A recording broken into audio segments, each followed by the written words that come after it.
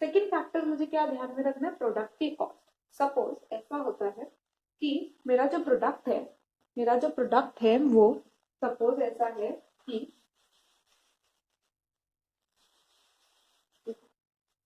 Costing जो भी मुझे पड़ेगी, कॉस्ट दो तरीके की लगेगी मुझे, एक तो होती है फिक्स्ड कॉस्ट और दूसरी होगी वेरिएबल कॉस्ट। जो फिक्स्ड कॉस्ट है वो तो मुझे लगेगी, मैं कितना भी प्रोडक्ट बनाऊं, जैसे कि मेरे फैक्ट्री का रेंट देना है, मेरे एम्प्लॉयज की मुझे सैलरी देनी है, वो सब मेरा फिक्स खर्चा है जो मुझे देना ही देना। और variable cost per unit cost जो मेरी प्रोडक्ट के हिसाब से लग रही है कि मैं कितनी यूनिट्स बना रही हूँ, उसके अकॉर्डिंग मेरी कॉस्ट बढ़ती जा रही है। इन दोनों को मिला के बनती है मेरे प्रोडक्ट की टोटल कॉस्ट। कम से कम अगर मुझे मार्केट में टिके रहना है, सरवाइव करना है, या मेरी कॉस्टिंग निकालनी है कि मैं अपना जितना पड़ रहा है उतना तो दूं, कोई भी इंसान लॉस खा के तो कोई अपना माल बेचेगा नहीं, तो कम से कम उतना तो दूं जितना मेरे को खुद को प्राइस पड़ रही है। तो मैं ये देखूंगी कि मेरे प्रोडक्ट की कॉस्टिंग क्या पड़ रही है, मेरे को उसको मैन्युफैक्चर करने का खर्चा क्या है। तो वो होते हैं फिक्स कॉस्ट और वेरिएबल कॉस्ट। अगर मुझे नॉर्मली अगर मार्केट में कॉम्पिटिटर्स के साथ सरवाइव करना है या मार्केट शेयर में लीडरशिप लानी है, तो मैं कम से कम इतना तो लाऊंगी। इसमें चाहे मैं प्रॉफिट जोड़ू ना जोड़ू, लेकिन मुझे इतना तो रखना ही है कि मेरी कॉस्टिंग तो कवर हो जाए, जितना मुझे खर्चा आ रहा है वो तो एटलीस्ट मेरा कवर हो जाए। प्रॉफिट अगर मेरे को रखना है तो मैं प्रॉफिट रख सकती हूँ, मार्जिन रख सकती हूँ प्रॉफिट का। लेकिन अगर मुझे ये दोनों चीजें करनी है तो कभी कभी ऐसा भी हो सकता है कि मुझे मेरी फिक्स कॉस्ट भी छोड़नी पड़े कुछ समय के लिए। मैं सिर्फ वेरिएबल कॉस्ट जितना मेरा पर यूनिट कॉस्ट आ रहा है वो वसूल लूँ। ठीक है, कभी लॉस खा के भी प्रोडक्ट बेचना पड़ता है अगर मुझे मार्केट शेयर लेना है, तो मुझे अपनी लीडरशिप क्रिएट करनी है, तो या मुझे मेरा नया प्रोडक्ट लॉन्च करना है, तो लॉस खा के भी मुझे कभी कभी बेचना पड़ेगा।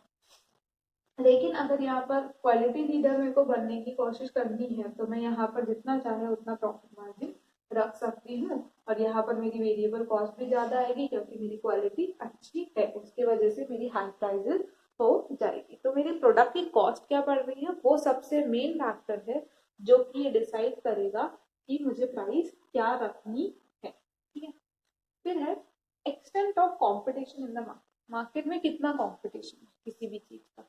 आप क्या ऐसे प्रोडक्ट बेच रहे हो जो कॉमन प्रोडक्ट है, जो कि सब लोग बेच रहे हैं, तो आपको आपकी जो प्राइस फिक्स करनी है वो कितनी फिक्स करोगे, जितनी मार्केट में दूसरे लोग बेच रहे हैं उतनी ही आप करोगे। जैसे अगर मैं बात करूं, वही मैं कोक और पेप्सी का एग्जाम्पल अगर लूं, तो क्या होगा, कोक की जितनी प्राइस है, कोको कोला की जितनी प्राइस है, उतनी ही पेप्सी को भी अपनी प्राइस चलानी पड़ेगी। अगर मैं बात करूँ सोप्स की, तो क्या होगा, सोप्स के लिए अगर मैं देखूं कि लक्स अगर 18 रुपए में बिक रहा है, तो दूसरे सोप्स भी अराउंड उसी प्राइस रेंज में बिकेंगे। क्यों? क्योंकि अगर उससे जो उससे सिमिलर सोप्स है वो उसी प्राइस रेंज में बिकेंगे। क्यों? क्योंकि अगर उससे ज्यादा में बेचेंगे तो लोग बाग बोलेंगे ना, नहीं तो लक्स ही ले लेंगे हम, तो 18 रुपए में क्यों हम ज्यादा महंगा लेंगे। तो हमको यूजुअली जो कॉम्पिटिटर ब्रांड्स है उनको देख के हमारी प्राइस रखनी पड़ती है।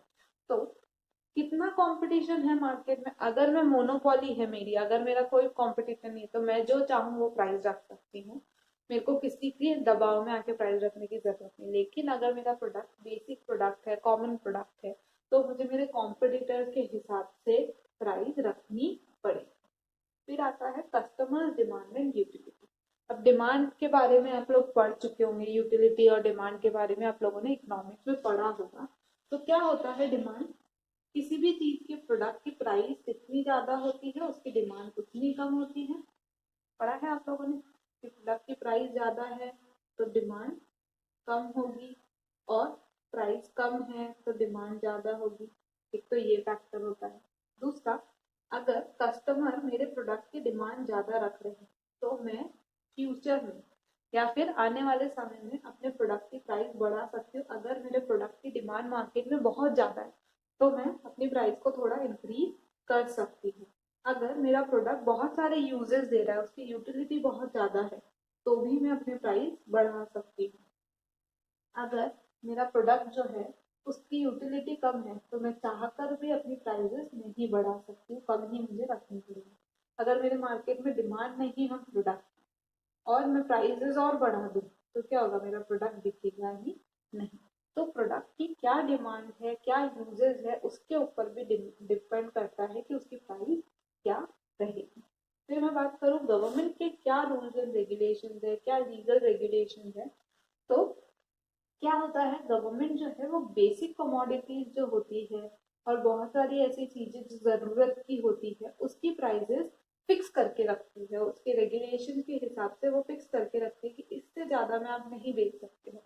जैसे कि अगर मैं ब्रेड की बात करूँ, कॉमन प्रोडक्ट है, तो ब्रेड जो है उसका प्राइस गवर्नमेंट ने फिक्स कर रखा है कि 20 रुपए से ज्यादा का आप ब्रेड नहीं बेचोगे या 22 रुपए से ज्यादा का आप ब्रेड नहीं बेचोगे। तो आप उससे ज्यादा का बेच ही नहीं सकते, आपको उसी के अंदर अंदर आपका प्रोडक्ट बना के और बेचना है। सॉल्ट है, उसकी फिक्स कर रखी है कि इतनी ही रुपए प्राइस होनी चाहिए। शुगर है, सॉल्ट है, ये सारी जो चीजें हैं जो बेसिक है, जो सबको जरूरत होती है, गरीब हो चाहे अमीर हो, उसकी प्राइजेस, गेहूं है, इन सब की प्राइजेस क्या होती है, गवर्नमेंट डिसाइड करती है। गवर्नमेंट के कुछ रूल्स एंड रेगुलेशन होते हैं, उसी के हिसाब से कुछ चीजों की प्राइजेस में फिक्स कर सकते हो। जैसे पेट्रोल है, मैं खुद नहीं फिक्स कर सकती हूँ, भले मेरा प्राइवेट पेट्रोल पंप क्यों ना हो, लेकिन जो गवर्नमेंट बोलेगी मुझे वही प्राइस रखनी पड़ेगी। तो कभी कभी गवर्नमेंट के रूल्स एंड रेगुलेशंस को भी ध्यान में रखना पड़ता है प्राइस फिक्स करने से पहले। फिर आता है मार्केटिंग मेथड। मैंने बोला अगर मैंने बहुत बड़ा ब्रांड एम्बेसडर रखा है तो मैं क्या कर रही हूँ, प्रमोशन करने के लिए ब्रांड एम्बेसडर रखूंगी मेरे प्रोडक्ट का, तो वो भी पैसे चार्ज करेगा, तो वो कहाँ से वसूलूंगी, प्रोडक्ट के प्राइस से वसूलूंगी। तो मैंने कितना अच्छी एडवर्टीजमेंट टेक्निक यूज करी है, कैसा सेल्स प्रमोशन किया है, उसके ऊपर भी डिपेंड करता है कि मेरी प्राइस क्या रहेगी। अगर मेरा ज्यादा प्रमोशन का खर्चा नहीं आया तो मेरी प्राइस कम रहेगी, अगर ज्यादा खर्चा आ रहा है प्रमोशन का तो मैं वसूलूंगी कहाँ से, खुद की जेब से तो लगाऊंगी, प्रोडक्ट में ही जोड़ूंगी। तो मैंने मार्केटिंग मेथड कौन सा यूज किया है उस पर भी डिपेंड करती है मेरे प्रोडक्ट की कॉस्ट। तो क्या क्या फैक्टर्स ध्यान में रखेंगे प्राइसिंग के लिए, कि प्राइसिंग ऑब्जेक्टिव क्या है, क्यों रख करनी है मुझे प्राइसिंग, वो देखेंगे। फिर मेरे प्रोडक्ट की कॉस्टिंग कितनी पड़ रही है उस पर डिपेंड करता है मेरी प्राइस क्या रहेगी। कंपटीशन कितना है मार्केट में, डिमांड क्या है कस्टमर की, और क्या यूटिलिटी है जो आपका प्रोडक्ट दे रहा है, गवर्नमेंट के क्या रूल्स है, और मार्केटिंग मेथड कौन सा यूज किया है। ये जो था ये था second P of marketing, that is price. हम हमारे नेक्स्ट लेक्चर में देखेंगे third P of marketing, that is place. क्या है थर्ड पी ऑफ मार्केटिंग, उसके बारे में हम नेक्स्ट लेक्चर में देखेंगे। Yes people, our next P, third P is place और फिजिकल डिस्ट्रीब्यूशन। हमने अभी तक दो पी के बारे में पढ़ा, प्रोडक्ट और प्राइस। आज हम पढ़ेंगे प्लेस के बारे में या फिजिकल डिस्ट्रीब्यूशन के बारे में। प्लेस क्या होती है, place means, place means process है। एक प्लेस क्या है, एक प्रोसेस है। Decisions need to be taken in order to make the product available at right place and at right time. Place process में क्या होता है, वो सारे डिसीजंस लिए जाते हैं जो कि एक प्रोडक्ट को अवेलेबल कराए राइट टाइम पर, राइट प्लेस पर, जहां पहुंचाना है वहां पर पहुंचा दे। तो प्लेस में क्या करा जाएगा, वो सारे डिसीजंस लिए जाएंगे जिन डिसीजंस के थ्रू हम जहां पर प्रोडक्ट बना है और जहां पर कंज्यूम हो रहा है वहां पहुंचाएंगे कैसे, ये हम प्लेस में देखेंगे। इधर क्या होता है प्लेस में, प्लेस प्रोसेस में goods are transferred from one place of production to place of consumption. जहां प्रोड्यूस हुआ है वहां से जहां कंज्यूम होने वाला है वहां भेजना। प्रैक्टिकली देखो तो क्या, जैसे कि सपोज एक फैक्ट्री है जो कि आसाम में है, या फिर मैं ऐसा बोलूँ टी कहाँ मैन्युफैक्चर होती है, दार्जिलिंग में, और पीते कहाँ कहाँ है लोग, पूरे इंडिया में पूरे सारी जगह पीते हैं। और प्रोड्यूस कहाँ होती है, आसाम या फिर तमिलनाडु में प्रोड्यूस होती है। तो क्या अब मुझे चाय पत्ती चाहिए तो क्या मैं रोज आसाम जाऊँ लेने, या शुगर केन इंडस्ट्रीज क्या बोलते हैं आंध्र प्रदेश में है, तो क्या मुझे शक्कर चाहिए तो मैं आंध्र प्रदेश जाऊँ, नमक चाहिए तो गुजरात जाऊँ, मैंगोज चाहिए तो महाराष्ट्र जाऊँ। एप्पल चाहिए तो जम्मू एंड कश्मीर जाऊँ, नहीं ना, ऐसा पॉसिबल है ही नहीं। मैं अलग अलग चीजें खरीदने के लिए जाती तो रहूंगी नहीं।